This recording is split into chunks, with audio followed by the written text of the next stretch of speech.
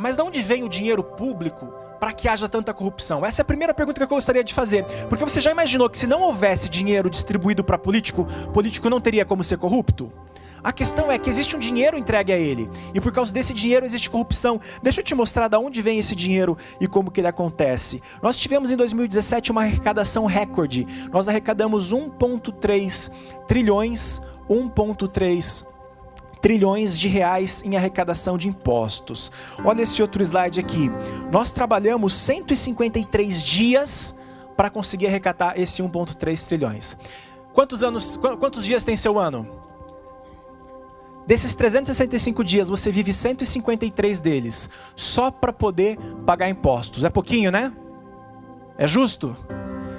É daí que vem o dinheiro da corrupção. O dinheiro não está atrelado a um papel apenas. O dinheiro ele tem um significado. Ele significa a sua dedicação, ele significa o teu trabalho. Quando eles são corruptos, não são corruptos apenas com o seu dinheiro. Eles são corruptos com o tempo que você passou se dedicando para poder trabalhar e gerar aquele valor. Num país como o nosso, quem ganha menos que 2 salários mínimos paga 50% de imposto sobre aquilo. Se você ganha R$ 1.800, por exemplo, que é o equivalente a 2 salários mínimos, eu acho, um pouquinho menos, R$ 900 desses 1.800 vão direto para a conta do governo. Você não tem escolha. Você nem paga imposto de renda, você não sabe que você está pagando imposto. Mas 50% do dinheiro que você tem vai ser consumido com impostos. Em contrapartida, os ricos no nosso país quase não pagam impostos, pagam muito menos impostos do que o pobre. Se você ganha mais de 30 salários mínimos, na média, você paga 26% de imposto. Hoje não é o assunto, não é uma aula sobre impostos, é mais para mostrar de onde vem, mas um dia eu posso te explicar um pouquinho melhor por que isso acontece. O fato é que é uma desigualdade. Quem sustenta esse país são os mais pobres. É deles que são extraídos a maior parte desses recursos. Não há respeito com o pobre, não há respeito com aquele que se esforça, daquele que trabalha 153 dias para poder angariar esse dinheiro. Olha só, tá vendo esse gráfico? A gente tem 2010 a 2017, correto? Se você observar, nós estamos cada vez tendo que trabalhar mais para sustentar esse governo. Em contrapartida, nós estamos ganhando mais dinheiro?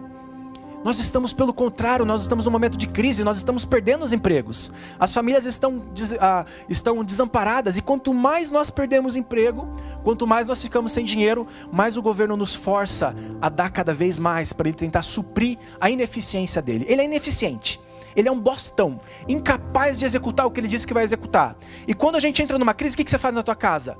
Você aperta a cinta. O que o nosso governo faz? Ele aperta você para te extrair mais dinheiro. E é daí que eles arrumam tanto dinheiro para ser corrupto, fazendo com que você trabalhe 153 dias e o ano que vem 155 e o outro ano 156. Enquanto o apetite deles não for parado, você vai trabalhar o teu ano inteiro como um escravo para poder sustentar essas pessoas que estão lá. Cerca de 75% da riqueza do nosso país está nas mãos de 10% da população. Isso significa que nós temos 90% da população brasileira vivendo apenas com 25% da riqueza que a gente gera. Não me vem, capitalista, você que é todo do discurso capitalista, me dizer que as pessoas que ganham mais é porque elas trabalharam mais. Você é um coitado. Você é um coitado de falar uma besteira dessa. Não existe eficiência humana. Não existe eficiência humana. Um cara que seja tão bom a ponto de deter a riqueza de os 10% que retém 75% da riqueza que nós temos no Brasil. Isso é fruto de uma carga histórica. Isso é fruto de uma carga de exploração histórica. E ficar passivo a isso é um absurdo. A desigualdade no Brasil é um absurdo. E ela reflete na carga tributária que nós temos.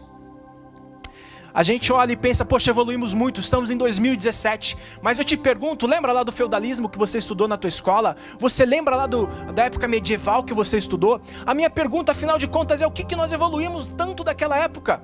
Nós achávamos um absurdo ele ter que trabalhar para o senhor feudal, mas o senhor feudal é o mesmo. Ele continua adquirindo, continua nos forçando a pagar uma fortuna de impostos. Nós temos um senhor feudal, nós estamos vivendo opressivamente, acorrentados por um governo que nos extrai tudo que nós produzimos, nos sobra migalhas na mão. Você passa a maior parte do seu tempo produzindo para um governo, e o excedente do que você produz vai para um capitalista. No final das contas, você trabalha 365 dias para, de fato, você receber de 20 a 30 dias do que você trabalhou.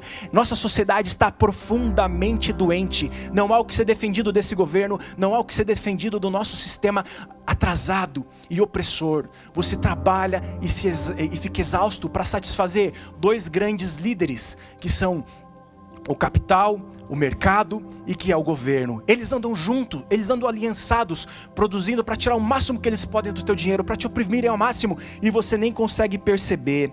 Nós temos uma enganação no Brasil, é uma baita enganação. A diferença entre o imposto de renda e o imposto sobre o produto. Uma pessoa que ganha 2 salários mínimos nem paga imposto de renda. Nós achamos que fazemos uma justiça com ela por ela não pagar imposto de renda. Você acha que o Brasil tem imposto de renda alto? Nós temos um dos menores impostos de renda do mundo. Nós temos uma cota máxima de 27 e pouquinho por cento, enquanto países como o Canadá tem 45% de imposto de renda. E parece que lá está errado e aqui está certo. Na verdade, o nosso problema é o imposto sobre o produto. Aqui no Brasil, nós pagamos fortunas para poder consumir um bem. Quando você vai consumir um shampoo, 50%, quanto que vale um shampoo? 20 reais? 10 reais? Vamos supor que vale 20 reais um shampoo. O preço de verdade daquele shampoo, já satisfazendo o capitalista por trás daquele produto, é 10 reais. O restante nós temos cargas tributárias em cima daquilo. Uma calça jeans produzida no Brasil custa 47, se você traz de volta, de fora pode custar 80%. Nós somos totalmente roubados do nosso produto e você não sabe, porque eles não colocam para nós quanto de imposto nós estamos pagando em cada produto. Nós achamos que temos um imposto de renda barato, mas eles nos oprimem. Quanto mais você consome, mais oprimido você é pelo sistema. Eu não estou vendo nenhum horário em nenhum lugar, eu preciso que alguém me ajude. Não tem nenhuma base funcionando ali para eu ter uma ideia de quanto tempo eu tenho.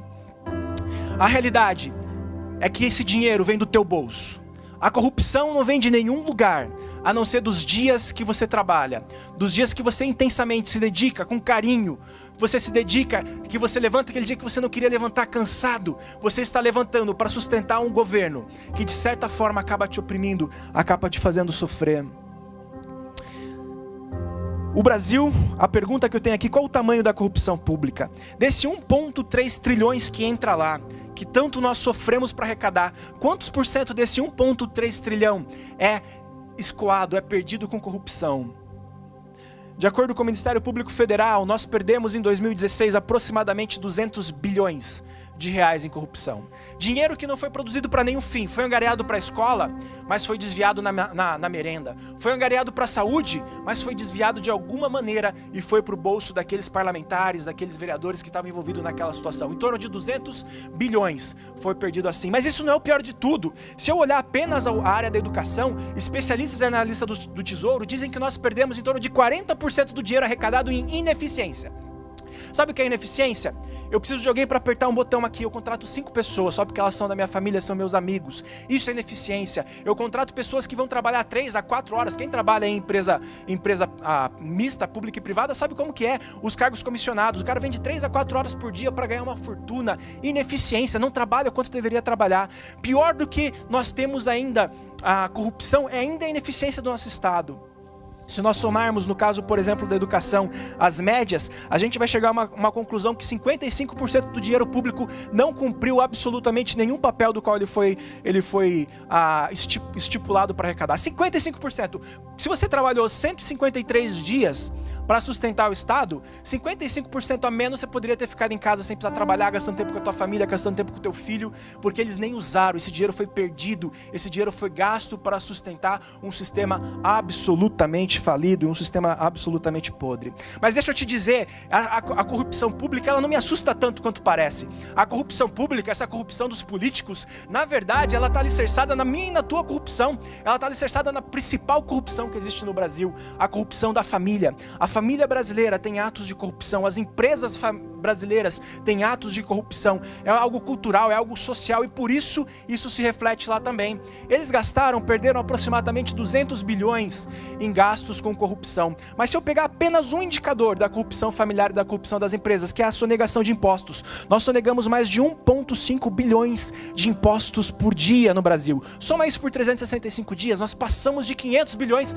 só com esse índice. A corrupção privada, ela é mais que o dobro da corrupção pública. E nós estamos tão olhando para eles, é sempre eles, quando na verdade o problema somos nós. O problema são as nossas casas, o problema são as nossas escolas. Nós queremos ter benefício, nós queremos ter uma condição melhor e nem que aquela posição que eu tenha, se eu puder sonegar, eu sonego. Se eu puder continuar usando aquele produto pirata, eu continuo usando. Essa que é a questão. Nós estamos com a corrupção enraizada na nossa sociedade. E nós pensamos tanto para eles, quando na verdade o problema está mais em casa do que lá. 1,5 bilhões. E aí nós entramos num ciclo de falência social, num ciclo de falência pública. O governo, ele é corrupto. Por ele ser corrupto, eu quero sonegar cada vez mais, porque eu não acredito na eficiência dele. Quando eu sonego, ele precisa de mais dinheiro. O dinheiro não entra, ele não tem eficiência. E ele aumenta os impostos como ele fez ultimamente, e por consequência nós temos um caos social, uma falência pública, uma falência do nosso aparelho. É esse momento que nós andamos, aumento de impostos, nós sobrevivemos com corrupção e por consequência nós tentamos sonegar. Isso não, eu comentei apenas sobre sonegar, não estou falando sobre outros atos de corrupção que as famílias têm, como propina e uma série de outras questões. Eu levantei 2 mitos sobre acabar com a corrupção, que às vezes nós pensamos sobre acabar com a corrupção. O primeiro grande mito é eleger evangélicos. Já ouviu esse? Nós precisamos colocar mais evangélicos no Senado. Você já viu algum pastor falando isso de púlpito? Nós precisamos eleger mais evangélicos. Você pode eleger quando você quiser. Pode sair daqui. Não vai resolver. Acredite nisso, não vai resolver. Nós temos atualmente 1/5 do Senado evangélico. 1/5 do Senado, eles querem aumentar a participação. Além dos evangélicos, nós ainda temos os católicos e todos aquele bando de confissão cristã. Aqueles que ficam gritando que não pode liberar aborto, toda aquela baboseira que é a única coisa que eles sabem falar. Eles estão comprometidos só com uma coisa, com moral. Nós não precisamos de blá blá blá moral. A gente está cheio de igreja, de religião fazendo blá blá blá moral. Nós precisamos de pessoas de resultado, pessoas que trabalham, pessoas que procuram resultado, que dão o que fazer. A bancada evangélica é amiga da bancada do boi, que são os caras que desmatam em prol de poder cultivar mais pasto. A bancada evangélica é amiga da bancada da bala, dos caras que gospem, diminuir a maioridade penal, dar tiro e tal. Esse é o pessoal que a gente anda junto, porque a gente está preocupado em andar junto. A gente não sou mais evangélico, mas o pessoal evangélico está acostumado a andar com esse pessoal que está ali para falar coisa moral. Moral dá voto. A gente está muito mais preocupado em ouvir se aquele discurso é moralista do que se dá resultado, porque a gente não sabe analisar resultado. E a gente fica preocupado com o cara ficar falando coisas do tipo casamento gay, isso é tudo bobagem. O próximo cara que fala isso, você já não vota. A hora que ele fala, você fala assim, cara, vai te catar, arruma o que falar, vai estudar. Escolher melhor os políticos e esperar que eles acabem com a corrupção. Outra bobagem. Por melhor que seja o político, quem que é a melhor pessoa que você conhece? É o Cal o melhor que você conhece? É o Nível? Você pode me eleger, você pode eleger quem você quiser. Nós não podemos resolver. Não haverá super-herói. Não haverá um herói da pátria. Nenhum deles poderá resolver o nosso problema. Não é eles, somos nós que podemos solucionar. A mudança nunca virá do topo. A mudança sempre virá de baixo. Está acabando meu tempo, né? 2 minutos. Conhece esse cara? Ele era presidente de qual país? De nenhum, mas foi responsável pela maior transformação social dos Estados Unidos. Sem obter cargo público, sem ser vereador, esse cara conseguiu achar soluções. Esse outro aqui, ele era presidente da onde? Ele era senador da onde, quando ele começou a revolução dele? Só que é esse tipo de nome que nós temos na cabeça. Pessoas que não precisavam estar alicerçadas, aliançadas a cargos políticos e conseguiam gerar transformações de fato. As principais transformações que nós temos sempre vieram de baixo, não vieram de cima. Esse aqui era para ser o Mandela, até foi presidente. Mas se a gente olhar o que ele fez, não aparece direito? Se a gente olhar o que ele fez, a maior parte do que ele fez foi dentro de uma cadeia, sem ter nenhum poder na mão. Pelo contrário, não estava sentado em nenhum cargo político. Pelo contrário, enquanto ele foi presidente até nem quis se reeleger. Se você olhar quando ele menos fez coisa, foi quando ele foi presidente. E esse aí, conhecem? Esse é o dono do mundo. Como dono do mundo, ele tentou uma série de leis, que é o que os deputados tentam fazer, e não funcionou nenhuma delas, nenhuma deu certo. Então ele tomou a única medida que é capaz de resolver alguma coisa na nossa humanidade. Em Filipenses 2, diz que ele abrindo mão, não usurpando o ser igual a Deus, se fez servo, foi como um dos homens, nasceu numa manjedoura, sem glória, sem topo, sem poder, ele começou de baixo. E servindo, ele foi obediente e fiel.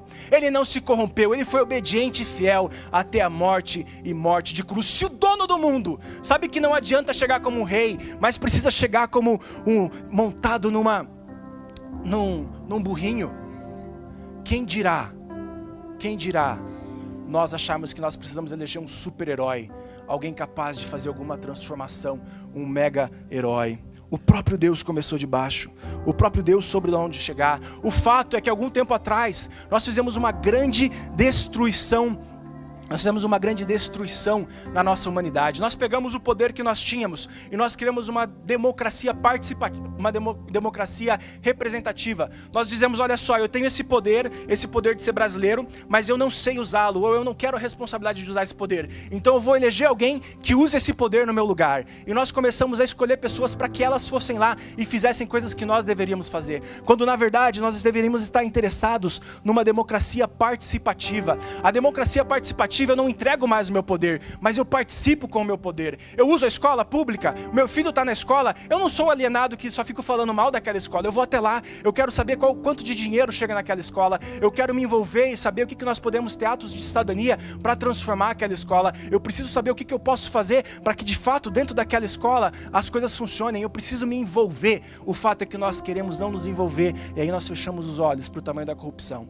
A corrupção só vai ter uma solução, a corrupção pública, a partir do momento que se você vê alguma coisa, se você ouvir alguma coisa, você fazer alguma coisa. Enquanto você imaginar que algo é feito, enquanto você julgar que algo é feito, mas você não tomar uma decisão de fazer parte daquilo, se envolver, nós não vamos ter transformação. Só existe um ponto que pode nos salvar da corrupção pública. Esse ponto chama-se cidadania. O envolvimento teu e meu dentro da nossa comunidade, com a escola que está no nosso bairro. Eu não estou falando para você ir para uma ONG, para você sair pelado por aí fazendo protesto. É uma coisa simples, como participar, como fazer parte, como gerenciar e trabalhar junto com essas pessoas, beleza? Não vai dar para eu concluir, mas creio que até aí já valeu a pena. Obrigado, gente.